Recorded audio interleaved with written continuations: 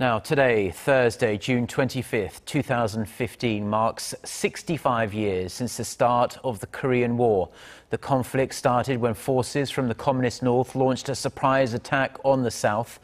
To mark the anniversary, our Park Ji-won has a brief summary of a conflict that cost so many lives and leaves the nation divided to this day.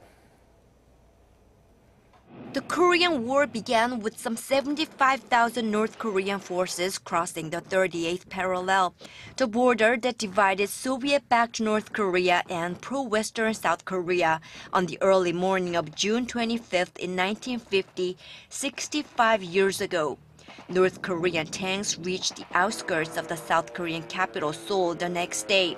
Within a few days, the city was taken by communist forces.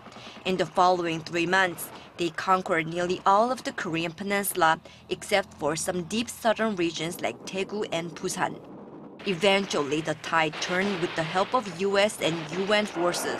Western powers saw North Korea's attack as part of the rising threat of communism. The UN sent in allied forces composed of troops from 15 countries to stop the communist advance. On September 15th, General Douglas MacArthur, Commander-in-Chief of United Nations Command, successfully carried out the Incheon landing operation, restoring the South Korean capital Seoul in late September. And by the end of October, the Allied forces were nearly able to push back the battle lines to the northernmost provinces of the peninsula.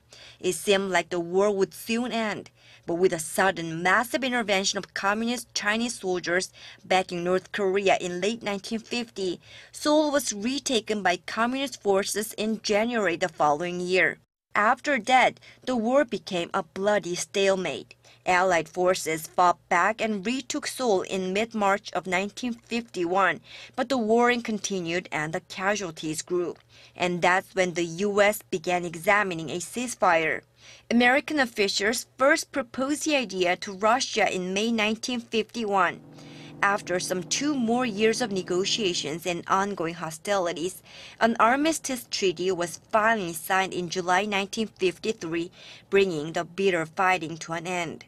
The 3-year war, which was the first major military action of the Cold War between the Western powers and communist countries, cost the lives of some 5 million people, both armed forces and civilians, and left the Korean Peninsula divided almost the same as before the war. Park Ji-won, Arirang News.